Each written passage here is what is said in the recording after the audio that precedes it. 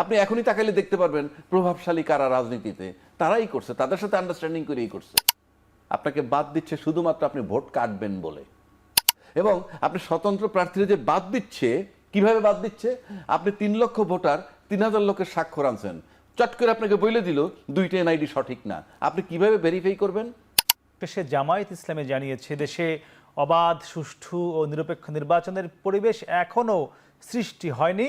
প্রশাসনের মধ্যে কিছু কিছু সরকারি কর্মকর্তা একটি বিশেষ দলের পক্ষে কাজ করছেন। এদিকে এনসিপি নেতারা বলেছেন নির্বাচনকে সামনে রেখে এক ধরনের লুট চলছে।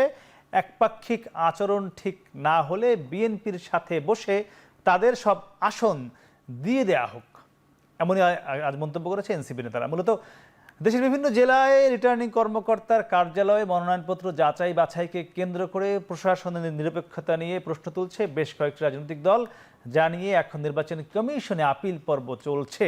সব মিলিয়ে বেশ জমে উঠেছে নির্বাচনী আয়োজন। আমরা একটু শুরুতে যেতে চাই আবু হিনা রাজ্জাকে আপনার সাথে। আমি 4টি উদ্ধৃতি দিচ্ছিলাম শুরুতে, আপনি নিশ্চয়ই শুনেছেন, বিএনপি, জামাত, এনসিপি এবং অন্তর্বর্তী সরকারের একজন উপদেষ্টার।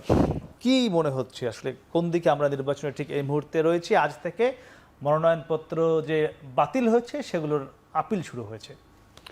ধন্যবাদ আপনাকে এবং আমার খুব প্রিয় একজন সহ-আলোচক ব্যারিস্টার সরওয়ার।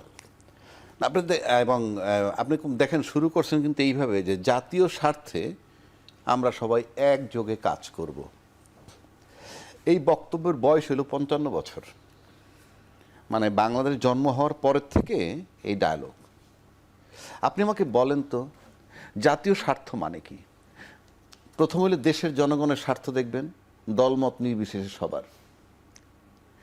এই বাংলাদেশে আমি পিছের 15 বছর যদি শুধু টানি, 57 জন বিডিআর হত্যা হয়েছে, আয়নাগর ছিল, বিনা বিচারে হত্যা ছিল, ক্রস ফায়ার ছিল, মেজর সিনার বুকে কিভাবে গুলি মারছে ছিল। আপনি সবই তো জাতীয় স্বার্থের সাথে সম্পৃক্ত। আমরা কি ঐক্যমত্যে আসতে পারছিলাম 5ই আগস্টের পরে যে জাতীয় স্বার্থ কি, আর যাতে এটা রিপিট না হয়, আর যাতে কেউ স্বৈরাচার না হয়, সেই বিচারগুলো আগে হইতে হবে। দলমত নির্বিশেষে ঐক্যমত্য আসছিল? আসে নাই। কি জাতীয় স্বার্থ? এই যে ভেগ টার্ম ব্যবহার করেন, ঠিক না। মানুষকে সাথে জাতির মানে মানুষের সাথে 53, 54, 55 বছর যাবৎ প্রতারণা করে আসছে। এইবার আসেন আপনি নির্বাচনের আবহাওয়া, যেটা আপনি বলছেন, জি, আপনি জোট করছেন নির্বাচনের জন্য, তাই না? স্বতন্ত্র প্রার্থী প্রধান বাছাইটাই আসি,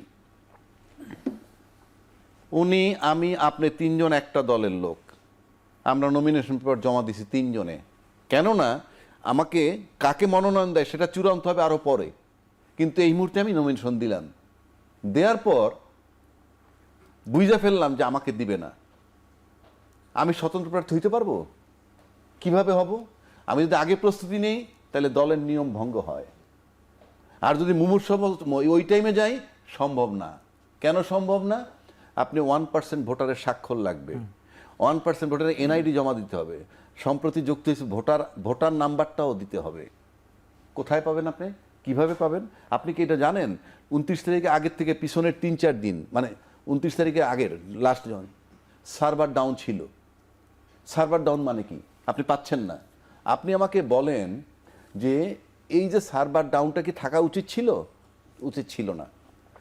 2 নম্বর, আমি যে স্বতন্ত্র প্রার্থী হইতে পারবো না এখন। কেন পারবো না? এটা করছে কেন সেটাও বলি। উনি দলের মধ্যে পপুলার একটা লোক, উনি যদি স্বতন্ত্র প্রার্থী হয়, কথার কথা বলছি, সে যদি ফেলও করে, সে ভোট কাটবে কার? তার যে প্রতিদ্বন্দ্বী, তার। এই সুকৌশলে এইটাকে বলে আইনিভাবে ইলেকশন ইঞ্জিনিয়ারিং একটা সিস্টেম রাখছে স্বতন্ত্র প্রার্থীর বেলায়। এবং আপনি স্বতন্ত্র প্রার্থীরা যে বাদ দিচ্ছে, কিভাবে বাদ দিচ্ছে? আপনি 3 লক্ষ ভোটার 3000 লোকের স্বাক্ষর আনছেন, চট করে আপনাকে বলে দিল 2টা এনআইডি সঠিক না, আপনি কিভাবে ভেরিফাই করবেন? আপনাকে বাদ দিচ্ছে শুধুমাত্র আপনি ভোট কাটবেন বলে। 3 নম্বর আসেন, ভোট কাটবেন। কে দিচ্ছে বাদ? আরপিও যে সংশোধন করছে, এটা একটা ষড়যন্ত্র, ইঞ্জিনিয়ারিং।